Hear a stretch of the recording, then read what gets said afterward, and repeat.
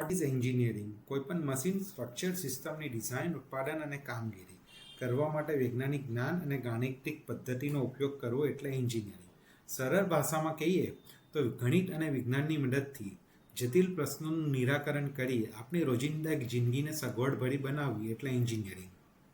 કુદરતના નિયમોને શોધવું એટલે વિજ્ઞાન, અને એ નિયમોનો યુઝ કરવો અને એની મદદથી નવી શોધ કરવી એટલે એન્જિનિયરિંગ. આ નવી શોધને સસ્તી, ટકાઉ અને રિપેરેબલ બનાવવી અને લોકો સુધી પહોંચાડવી એટલે ટેકનોલોજી.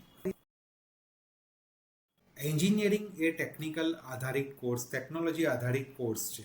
કોર્સ 4 વર્ષનો હોય છે અને અહીંયા પ્રોફેશનલ કોર્સ હોવાથી જોબ મળવાની શક્યતા વધુ હોય છે. અને 4 વર્ષ ભણ્યા પછી આગળ અભ્યાસ કરવાની જરૂર હોતી નથી, સિવાય કે તમને ચોક્કસ ફિલ્ડમાં રિસર્ચ કરવું હોય. શ્રેષ્ઠ પ્લેસમેન્ટ મળી શકે છે, સ્ટાર્ટઅપ કરી શકો છો, અને જ્યારે પણ ગવર્મેન્ટની યુપીએસસી, જીપીએસસી કે કોઈ પણ સ્પર્ધાત્મક પરીક્ષા હોય તો એન્જિનિયર્સનો દેખાવ સારો હોય છે, કેમ કે એમનું લોજિકલ માઇન્ડ ડેવલપ થતું હોય છે. Universal skill set. આપણા દેશમાં એન્જિનિયરિંગ ફિલ્ડ એવી છે કે દુનિયાના કોઈ પણ દેશમાં તેનો સીધો ઉપયોગ થઈ શકે છે. આપણા દેશના કાયદા, અકાઉન્ટિંગ મેથડ, ડોક્ટરી સ્કિલ અન્ય દેશ કરતાં અલગ હોવાથી જેનો સીધો ઉપયોગ થઈ શકતો નથી. કારકિર્દીનો ગ્રોથ, જોબ ઇન્ક્રીમેન્ટનો ગ્રોથ રેટ એન્જિનિયરિંગ ફિલ્ડમાં સૌથી વધુ હોય છે.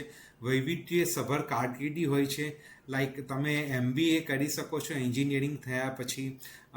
તમે બીજી ઘણી ફિલ્ડ એન્જિનિયરિંગ થયા પછી કરી શકો છો. આગળ વાત થયા એ પ્રમાણે સ્ટાર્ટઅપ અને ગવર્મેન્ટ જોબની પણ તૈયારીઓ કરી શકો છો. ફોરેનમાં H1 વિઝા અને એક્સપ્રેસ એન્ટ્રી દ્વારા PR મેળવનાર એન્જિનિયરિંગ ફિલ્ડમાં નંબર ઓફ સ્ટુડન્ટ સૌથી વધુ હોય છે. ઇનોવેશન અને રિસર્ચ.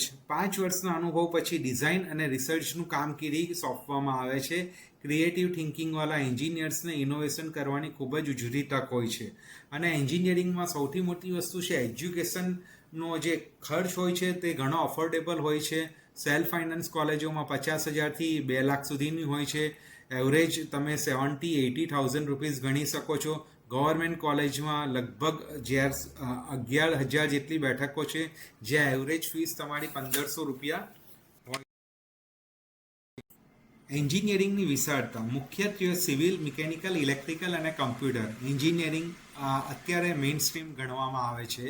એન્જિનિયરિંગની વિશાળતાની વાત કરીએ તો એક સિવિલ એન્જિનિયરિંગનું ઉદાહરણ લઈએ તો સિવિલ એન્જિનિયરિંગમાં structure, construction, transportation, environmental engineering, architecture engineering ઘણી બધી આવી ફિલ્ડ છે. તો એન્જિનિયરિંગની વિશાળતાની વાત કરીએ, અગર હજુ કન્સ્ટ્રક્શન લાઇનમાં જઈએ તો બિલ્ડિંગ, રોડ, બ્રિજ, ટનલ વગેરેનું બાંધકામ કરવામાં આવે છે. સિમિલર આ જ ઉદાહરણ તમે કમ્પ્યુટર લાઇનમાં તે પણ લઈ શકો.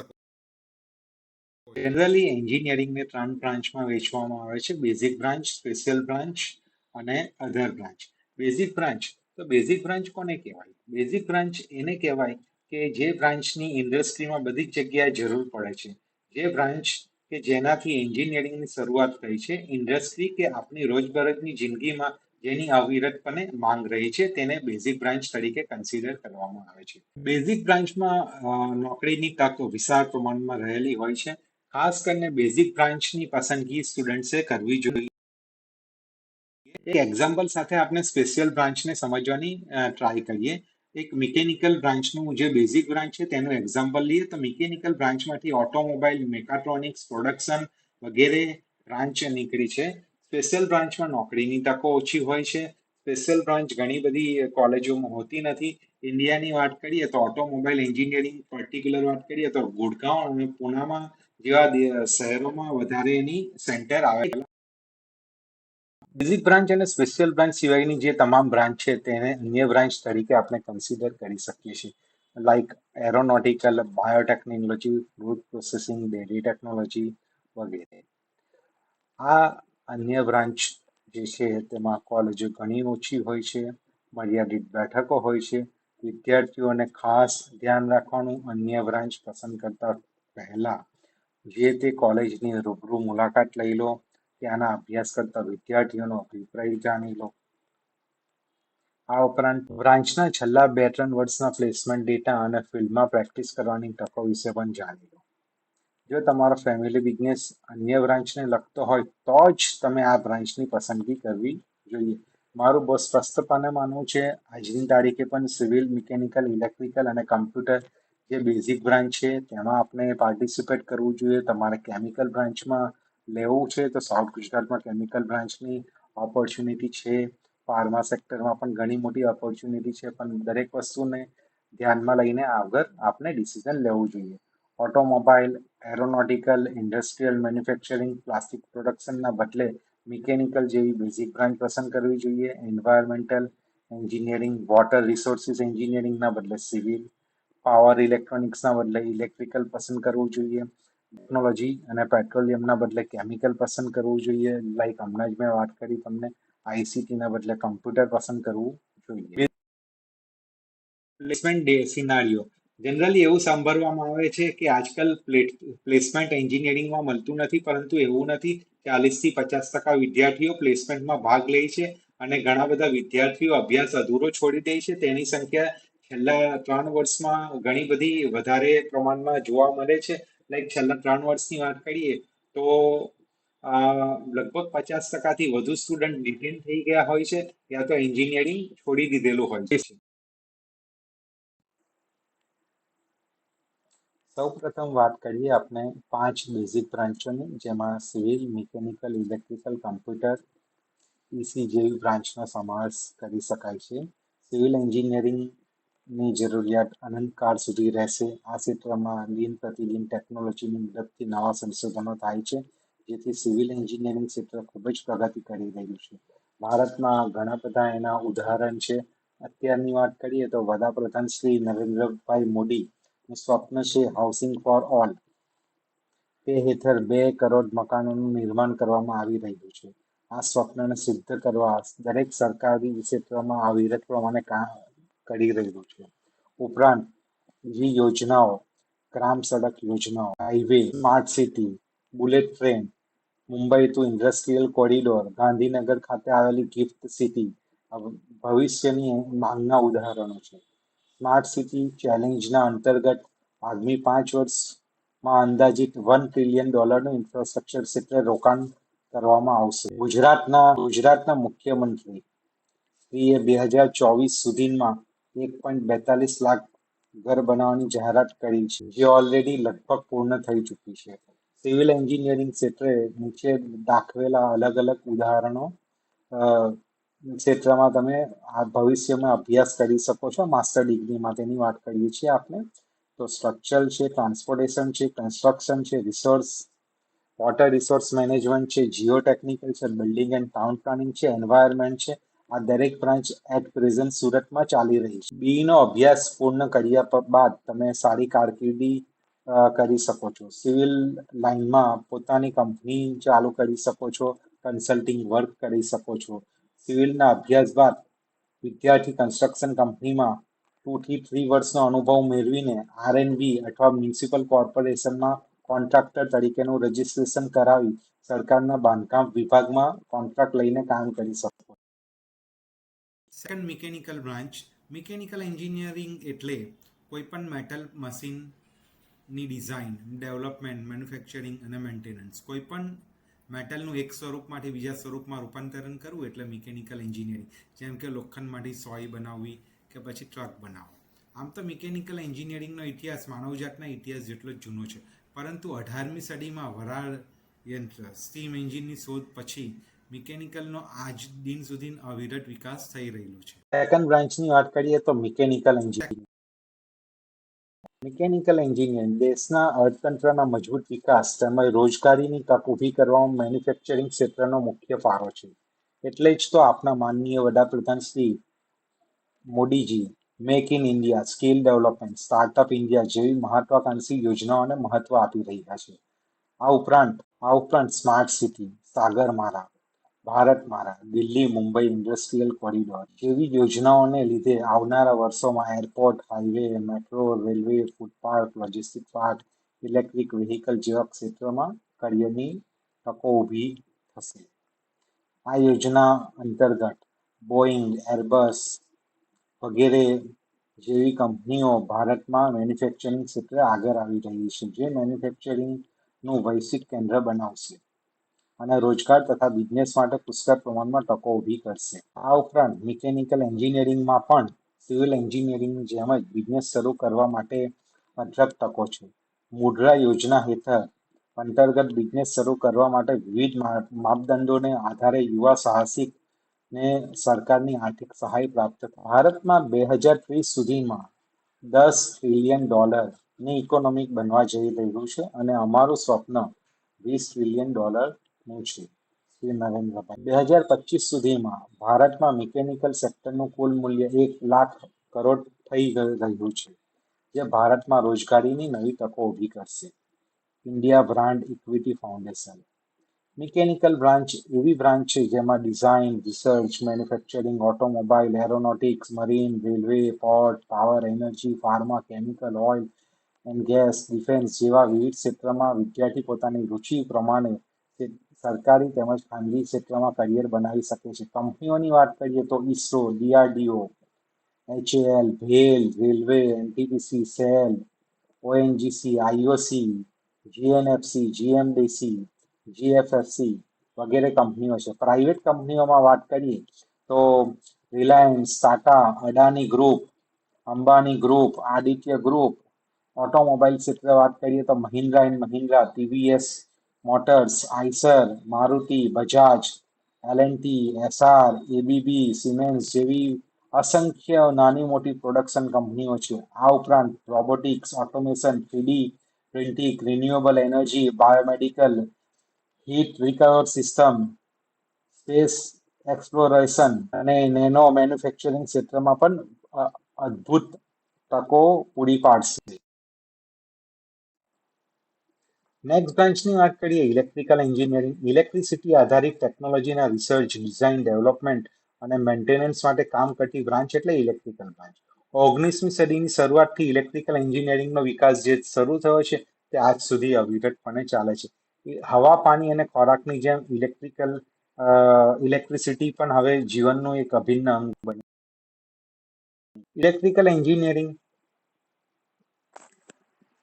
Electrical engineer power generation, transmission અને ઇલેક્ટ્રિક મશીનના ક્ષેત્રમાં કામ કરે છે. ઇલેક્ટ્રિસિટી આધારિત આઈડિયાને પણ લોકોપયોગી જીવન ઇક્વિપમેન્ટ અને સિસ્ટમમાં રૂપાંતરિત કરવાનું કામ તે પણ એક જોબનો જ ભાગ છે. ઇલેક્ટ્રિકલ એન્જિનિયરિંગ ઇલેક્ટ્રિકલ એન્જિનિયર વિવિધ પ્રોજેક્ટમાં પાવર એન્જિનિયર તરીકે, કંટ્રોલ એન્જિનિયર તરીકે, સર્વિસ એન્જિનિયર તરીકે, ટેસ્ટિંગ એન્જિનિયર અને મેન્ટેનન્સ એન્જિનિયર તરીકે ફરજ બજાવતા હોય છે. ઇલેક્ટ્રિકલ એન્જિનિયરિંગને શા માટે પસંદ કરવું જોઈએ? તો હાલમાં સોલર ક્ષેત્રનો વિકાસ થઈ રહેલો છે. આવનારો યુગ સુવર્ણ યુગ ઇલેક્ટ્રિકલ વાહનો માટેનો રહેશે, જેને લીધે ભવિષ્યમાં બહોળી સંખ્યામાં ઇલેક્ટ્રિકલ એન્જિનિયરની જરૂર પડશે. આ ઉપરાંત વિવિધ ક્ષેત્રમાં નોકરીની તકો અદ્ભુત રહેલી.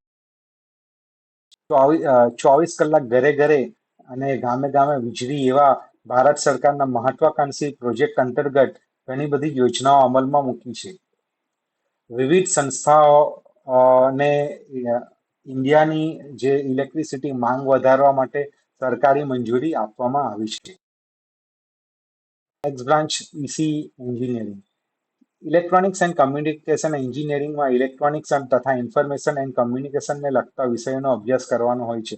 એનાલોગ અને digital electronics, microprocessor, information theory, analog અને digital communication, computer network, wireless and mobile communication, optical and satellite communication, digital signal processing વગેરે વિષયોનો અભ્યાસ કરવાનો હોય છે. સારી કોલેજોમાંથી મોટાભાગના ઇસી બ્રાન્ચના વિદ્યાર્થીઓનું પ્લેસમેન્ટ મુખ્યત્વે ઇલેક્ટ્રોનિક્સ, કમ્યુનિકેશન અને આઈટી કંપનીઓમાં થાય છે. આ ઉપરાંત ગેટ પરીક્ષા પાસ કરીને DRDO, બેલ, જે ONGC, IOC, HP, BP, NTPC જેવી PSU કંપનીઓમાં પણ ડાયરેક્ટ એપ્લાય કરી શકાય છે. ભારત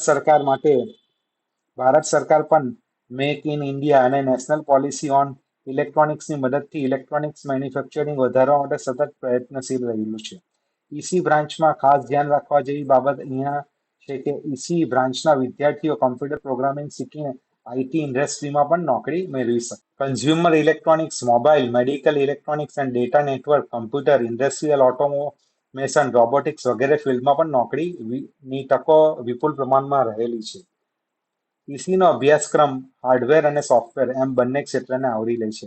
ઈસીમાં ઓફિસ જોબ જેમ કે design and testing, programming, research વગેરે અને ફિલ્ડ જોબ હોય તો operation and maintenance, manufacturing services વગેરે જેવા વિકલ્પો હોવાથી પોતાના રુચિ અને રસના અનુરૂપ જોબ મેળવી શકાય છે. ઈસી બ્રાન્ચનું ભવિષ્ય. ભારતમાં ઇલેક્ટ્રોનિક ક્ષેત્રનો વાર્ષિક ટર્નઓવર યુએસ $40,000 કરોડ પહોંચશે અને 3 કરોડની આસપાસ નવી જોબની તકો ઊભી થશે. ટેલિકોમ ક્ષેત્રમાં આવનારા દિવસોમાં ફક્ત મોબાઈલ ઇન્ડસ્ટ્રીની જ વેલ્યુએશન નિયર અબાઉટ 21,000 કરોડ સુધી પહોંચશે અને લગભગ 50 લાખ જેવી નવી જોબ ઓપોર્ચ્યુનિટી ઊભી થશે.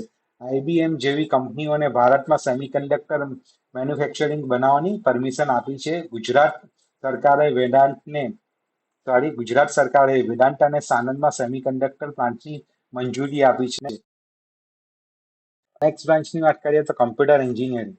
કમ્પ્યુટર એન્જિનિયરનું મુખ્ય કામ સોફ્ટવેર ડિઝાઇન અને ડેવલપમેન્ટનું છે. જે વિદ્યાર્થીઓ 8 થી 10 કલાક સુધી સતત કમ્પ્યુટર પર બેસીને કામ કરી શકે છે તેમને કમ્પ્યુટર બ્રાન્ચની પસંદગી કરવી જોઈએ. ખાસ કરીને ગર્લ્સ સ્ટુડન્ટ્સે કારકિર્દી બનાવવા માટે કમ્પ્યુટર બ્રાન્ચની પસંદગી કરવી જોઈએ. છેલ્લા કેટલાક વર્ષોના ટ્રેન્ડ મુજબ 60 થી 70% વિદ્યાર્થીઓ કમ્પ્યુટર બ્રાન્ચ પસંદ કરી રહ્યા છે. હાલની તારીખે કમ્પ્યુટર એન્જિનિયર્સને સારું પગાર ધોરણ મળે છે. Work from home, office work, શનિ રવિ રજા, વિદેશમાં નોકરી વગેરે લાભો મળી શકે છે. ઇન્ડિયાની વાત કરીએ તો ટીસીએસ, ઇન્ફોસિસ જેવી કંપનીઓ અને હાલ એઆઈ રિલેટેડ કંપનીઓની વાત કરીએ તો ઓપન એઆઈ, એન્થ્રોપી વગેરે ઇન્ટરનેશનલ લેવલની કંપનીઓમાં પણ વિદ્યાર્થીઓ સારું કરિયર બનાવી શકાય છે. કમ્પ્યુટર અને આઈટી જેવી બ્રાન્ચમાં સતત ટેકનોલોજીથી અપડેટ રહેવું પડે છે. જો અપડેટ નહીં રહેશો તો વિદ્યાર્થીઓના વાર્ષિક પેકેજ કંપનીઓ ઘટાડી લે છે. લાઈક વિપ્રોએ અત્યારે 6.5 લાખનું પેકેજ ઘટાડીને 3.5 લાખ રૂપિયાની જાહેરાત કરી છે.